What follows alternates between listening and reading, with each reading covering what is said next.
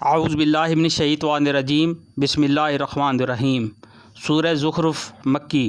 حامیم، قسم ہے اس واضح کتاب کی کہ ہم نے اسے عربی زبان کا قرآن بنایا ہے تاکہ تم لوگ اسے سمجھو، اور در حقیقت یہ ام الکتاب ہے، ثبت کے ساتھ ہمارے ہاں بڑی بلند مرتبہ اور حکمت سے لبریز کتاب۔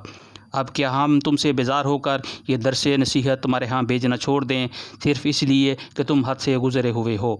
پہلے گزری قوموں میں بھی بارہا ہم نے نبی بھیجے ہیں، کبھی ایسا نہیں ہوا کہ کوئی نبی ان کے ہاں آیا ہو اور انہوں نے اس کا مذاق نہ اڑایا ہو۔ پھر جو لوگ اس سے بدرجہ زیادہ طاقتور تھے انہیں ہم نے ہلاک کر دیا۔ پچھلی قوموں کی مثالیں گزر چکی ہیں۔ اگر تم ان لوگوں سے پوچھو کہ زمین اور آسمان کو کس نے پیدا کیا ہے تو یہ خود کہیں گے کہ انہیں اسی زبردست علیم ہستی نے پیدا کیا ہے، وہی نا جس نے تمہارے لیے اس زمین کو گہوارہ بنایا اور اس میں تمہاری خاطر راستے بنا دیے تاکہ تم اپنی منزل مقصود کی راہ پا سکو، جس نے خاص مقدار میں آسمان سے پانی اتارا اور اس کے ذریعے سے مردہ زمین کو جلا اٹھایا۔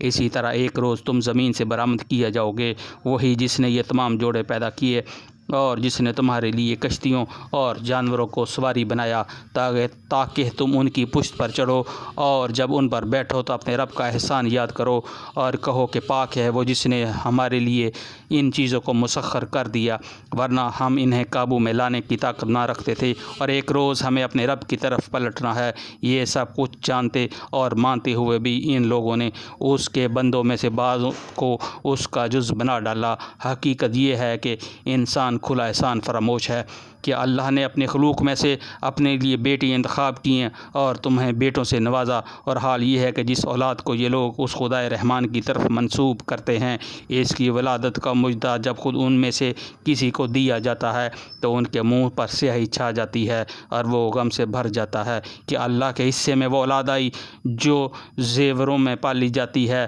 اور بحث و حجت میں اپنا مدعا پوری طرح واضح بھی نہیں کر سکتی۔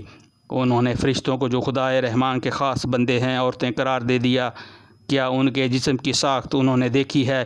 ان کی گواہی لکھ لی جائے گی اور انہیں اس کے جواب دہی کرنی ہوگی۔ یہ کہتے ہیں اگر خدائے رحمان چاہتا کہ ہم ان کی عبادت نہ کریں تو ہم کبھی ان کو نہ پوچھتے۔ یہ اس معاملے کی حقیقت کو قطعی نہیں جانتے، محض تیر تکے لڑاتے ہیں۔ کیا ہم نے اس سے پہلے کوئی کتاب ان کی جس کی سند اپنی اس ملائکہ پرستی کے لیے یہ اپنے پاس رکھتے ہوں؟ نہیں، بلکہ یہ کہتے ہیں کہ ہم نے اپنے باپ دادا کو ایک طریقے پر پایا ہے اور ہم انہی کے نقش قدم پر چل رہے ہیں۔ اسی طرح تم سے پہلے جس بستی میں بھی ہم نے کوئی نذیر بھیجا، اس کے کھاتے پیتے لوگوں نے یہی کہا کہ ہم نے اپنے باپ دادا کو ایک طریقے پر پایا ہے اور ہم انہی کے نقش قدم کی پیروی کر رہے ہیں۔ ہر نبی نے ان سے پوچھا کیا تم اس ڈگر پر چلے جاؤ گے خواہ میں تمہیں اس راستے سے زیادہ راستہ بتاؤں جس پر تم نے اپنے باپ دادا کو پایا ہے؟ انہوں نے سارے رسولوں کو یہی جواب دیا کہ جس دین کی طرف بلانے کے لیے تم بھیجے گئے ہو ہم اس کے کافر ہیں۔ آخرکار ہم نے ان کی خبر لے ڈالی، اور دیکھ لو کہ جھٹلانے والوں کا کیا انجام ہوا۔ یاد کرو وہ وقت جب ابراہیم نے اپنے باپ اور اپنی قوم سے کہا تھا کہ تم جن کی بندگی کرتے ہو میرا ان سے کوئی تعلق نہیں، میرا تعلق صرف اس سے ہے جس نے مجھے پیدا کیا، وہی میری رہنمائی کرے گا۔ اور ابراہیم یہی کلمہ اپنے پیچھے اپنی اولاد میں چھوڑ گیا تاکہ وہ اس کی طرف رجوع کریں۔ اس کے باوجود جب یہ لوگ دوسروں کی بندگی کرنے لگیں گے تو میں نے ان کو مٹا نہیں دیا، بلکہ میں انہی اور ان کے باپ دادا کو متاع حیات دیتا رہا یہاں تک کہ ان کے پاس حق اور کھول کھول کر بیان کرنے والا رسول صلی اللہ علیہ وآلہ وسلم آ گیا، مگر جب وہ حق ان کے پاس آیا تو انہوں نے کہہ دیا یہ تو جادو ہے اور ہم اس کو ماننے سے انکار کرتے ہیں۔ کہتے ہیں یہ دونوں شہروں کے بڑے آدمیوں میں سے کسی پر کیوں نہ نازل کیا گیا؟ کیا تیرے رب کی رحمت یہ لوگ تقسیم کرتے ہیں؟ دنیا کی زندگی میں ان کی گزر بسر کے ذرائع تو ہم نے ان کے درمیان تقسیم کیے ہیں، اور ان میں سے کچھ لوگوں کو کچھ دوسرے لوگوں پر ہم نے بدر جہاں فوقیت دی ہے تاکہ یہ ایک دوسرے سے خدمت لیں، اور تیرے رب کی رحمت یعنی نبوت اس دولت سے زیادہ قیمتی ہے جو ان کے رئیس سمیٹ رہے ہیں۔ اگر یہ اندیشہ نہ ہوتا کہ سارے لوگ ایک ہی طریقے کے ہو جائیں گے تو ہم خدائے رحمان سے کفر کرنے والوں کے گھروں کی چھتیں اور ان کی سیڑھیاں جن سے وہ اپنے بالا خانوں پر چڑھتے ہیں اور ان کے دروازے ان کے تخت جن پر وہ تکی لگا کر بیٹھتے ہیں سب چاندی اور سونے کے بنا دیتے۔ یہ تو محض حیات دنیا کی متاع ہے، اور آخرت تیرے رب کے ہاں صرف متقین کے لیے ہے۔ جو شخص رحمان کے ذکر سے تغافل برتتا ہے ہم اس پر ایک شیطان مسلط کر دیتے ہیں اور وہ اس کا رفیق بن جاتا ہے۔ یہ شیاطین ایسے لوگوں کو راہ راست پر آنے سے روکتے ہیں اور وہ اپنی جگہ یہ سمجھتے ہیں کہ ہم ٹھیک جا رہے ہیں۔ آخرکار جب یہ شخص اب ہمارے ہاں پہنچے گا تو اپنے شیطان سے کہے گا، کاش میرے اور تیرے درمیان مشرق و مغرب کے بعد ہوتا تو بدترین ساتھی نکلا۔ اس وقت ان لوگوں سے کہا جائے گا کہ جب تم ظلم کر چکے تو آج یہ بات تمہارے لیے کچھ بھی نافع نہیں ہے کہ تم اور تمہارے شیاطین عذاب مشترک ہیں۔ اب کیا نبی صلی اللہ علیہ وآلہ وسلم تم بہروں کو سناؤ گے یا اندھوں اور سری گمراہی میں پڑے ہوئے لوگوں کو راہ دکھاؤ گے؟ اب تو ہمیں ان کو سزا دینی ہے، خواہ ہم تمہیں دنیا سے اٹھا لیں یا تم کو آنکھوں سے ان کا وہ انجام دکھا دیں جس کا ہم نے ان سے وعدہ کیا ہے۔ ہمیں ان پر پوری قدرت حاصل ہے۔ تم بہرحال اس کتاب کو مضبوطی سے تھامے رہو جو وحی کے ذریعے تمہارے پاس بھیجی گئی ہے۔ یقیناً تم سیدھے راستے پر ہو۔ حقیقت یہ ہے کہ یہ کتاب تمہارے لیے اور تمہاری قوم کے لیے ایک بہت بڑا شرف ہے، اور عن قریب تم لوگوں کو اس کی جواب دہی کرنی ہوگی۔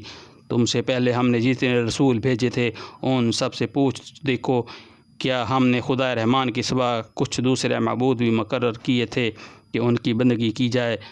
ہم نے موسیٰ علیہ السلام کو اپنی نشانیوں کے ساتھ فرعون اور اس کے ایان سلطنت کے پاس بھیجا، اور اس نے جا کر کہا کہ میں رب العالمین کا رسول ہوں۔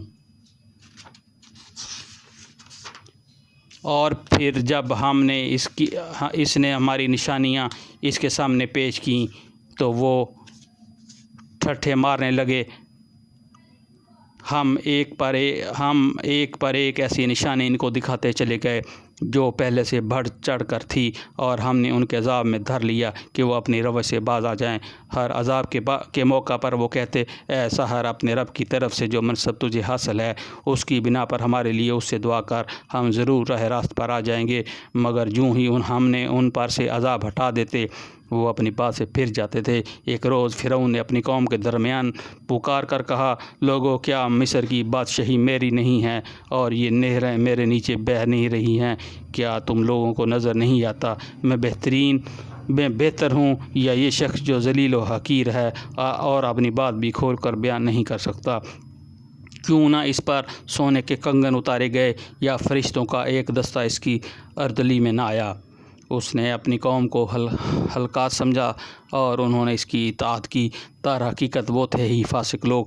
آخرکار جب انہوں نے ہمیں غضبناک کر دیا تو ہم نے ان سے انتقام لیا اور ان کو اکٹھا غرق کر دیا اور بعد والوں کے پیش روا نمونہ عبرت بنا کر رکھ دیا۔ اور جو ہی ابن مریم کی مثال دی گئی تمہاری قوم کے لوگوں نے اس پر غول مچا دیا اور کہنے لگے، ہمارے معبود اچھے ہیں یا یہ مثال وہ تمہارے سامنے محض کج بخشی کے لیے لائے ہیں۔ حقیقت یہ ہے کہ یہ ہیں ہی جھگڑالو لوگ۔ ابن مریم اس کے سوا کچھ نہ تھا، وہ ایک بندہ تھا جس پر ہم نے انعام کیا اور بنی اسرائیل کے لیے اسے اپنی قدرت کا ایک نمونہ بنا دیا۔ ہم چاہیں تو تم سے فرشتے پیدا کر دے جو زمین میں تمہارے جانشین ہوں، اور وہ یعنی ابن مریم دراصل قیامت کی ایک نشانی ہے۔ پاس تم اس میں شک نہ کر اور میری بات مان لو، یہی سیدھا راستہ ہے۔ ایسا نہ ہو شیطان تم کو اس سے روک دے کہ وہ تمہارا کھلا دشمن ہے۔ اور جب عیسیٰ علیہ السلام سری نشانیاں لیے ہوئے آیا تھا تو اس نے کہا تھا کہ میں تم لوگوں کے پاس حکمت لے کر آیا ہوں، اور اس لیے آیا ہوں کہ تم پر بعض ان باتوں کی حقیقت کھول دوں جن میں تم اختلاف کر رہے ہو، لہذا تم اللہ سے ڈرو اور میری اطاعت کرو۔ حقیقت یہ ہے کہ اللہ ہی میرا رب ہے اور تمہارا رب بھی، اسی کی تم عبادت کرو، یہی سیدھا راستہ ہے۔ مگر اس کی اس صاف تعلیم کے گروہوں نے آپس میں اختلاف کیا، پس تباہی ہے ان لوگوں کے لیے جنہوں نے ظلم کیا ایک دردناک دن کے عذاب سے۔ کیا یہ لوگ اب بس اسی چیز کے منتظر ہیں کہ اچانک ان پر قیامت آ جائے اور انہیں خبر بھی نہ ہو؟ وہ دن جب آئے گا تو متقین کو چھوڑ کر باقی سب دوست ایک دوسرے کے دشمن ہو جائیں گے۔ اس روز ان لوگوں سے جو ہماری آیات پر ایمان لائے تھے اور مطیع فرمان بن کر رہے تھے کہا جائے گا، اے میرے بندو، آج تمہارے لیے کوئی خوف نہیں اور نہ تمہیں کوئی غم لاحق ہوگا، داخل ہو جاؤ جنت میں، تم اور تمہاری بیویاں، تمہیں خوش کر دیا جائے گا۔ ان سے کہا جائے گا، تم اب یہاں ہمیشہ رہو گے، تم اس جنت کے وارث اپنے ان اعمال کی وجہ سے ہو جو تم دنیا میں کرتے رہے ہو۔ تمہارے لیے یہاں بکثرت فواکہ موجود ہیں جنہیں تم کھاؤ گے۔ رہے مجرمین تو وہ ہمیشہ جہنم کے عذاب میں مبتلا رہیں گے، کبھی ان کے عذاب میں کمی نہ ہوگی اور وہ اس میں مایوس پڑے ہوئے ہوں گے۔ ہم نے ظلم نہیں کیا بلکہ وہ خود ہی اپنے اوپر ظلم کرتے رہے۔ وہ پکاریں گے، اے مالک تیرا رب، ہمارا کام ہی تمہارے کر دے تو اچھا ہے۔ وہ جواب دے گا، تم یوں ہی پڑے رہو، تمہارے پاس حق لے کر آئے تھے مگر تم میں سے اکثروں کو اس کو ناگوار تھا۔ کیا ان لوگوں نے کوئی اقدام کرنے کا فیصلہ کر لیا ہے؟ اچھا تو ہم پر پھر ایک فیصلہ کیے لیتے ہیں۔ کیا انہوں نے یہ سمجھ رکھا ہے کہ ہم ان کی راز کی باتیں اور ان کی سرگوشیاں سنتے نہیں ہیں؟ ہم سب کچھ سن رہے ہیں اور ہمارے فرشتے ان کے پاس لکھ رہے ہیں۔ ان سے کہو، اگر واقعی رحمان کی کوئی اولاد ہوتی تو سب سے پہلے عبادت کرنے والا میں ہوتا۔ پاک ہے آسمانوں اور زمین کا فرمان روا، عرش کا مالک ان ساری باتوں سے جو یہ لوگ اس کی طرف منسوب کرتے ہیں۔ اچھا پھر اپنے باطل خیالات میں غرق اور اپنے کھیل میں منہک رہنے دو، یہاں تک کہ یہ اپنا وہ دن دیکھ لیں جس کا انہیں خوف دلایا جا رہا ہے۔ وہی ایک آسمان میں بھی خدا ہے اور زمین میں بھی، اور وہ حکیم و حلیم ہے، بہت بالا تر برتر ہے، اور جس کے قبضے میں زمین اور آسمانوں اور ہر اس چیز کی بادشاہی ہے جو زمین اور آسمان کے درمیان پائی جاتی ہے، اور وہی قیامت کی گھڑی کا علم رکھتا ہے اور اس کی طرف تم سب کو پلٹائے جانے والے ہو۔ اس کو چھوڑ کر یہ لوگ جنہیں پکارتے ہیں وہ کسی شفاعت کا اختیار نہیں رکھتے الا یہ کہ کوئی علم کی بنا پر حق کی شہادت دے، اور اگر تم ان سے پوچھو کہ انہیں کس نے پیدا کیا ہے تو یہ خود کہیں گے کہ اللہ نے، پھر کہاں سے یہ دھوکہ کھا رہے ہیں۔ قسم ہے رسول صلی اللہ علیہ وآلہ وسلم کے اس قول کی کہ رب، یہ وہ لوگ ہیں جو مان کر نہیں دیتے۔ اچھا اے نبی، ان سے درگزر کرو اور کہہ دو کہ سلام ہے تمہیں، عن قریب انہیں معلوم ہو جائے گا۔ صدق اللہ العظیم۔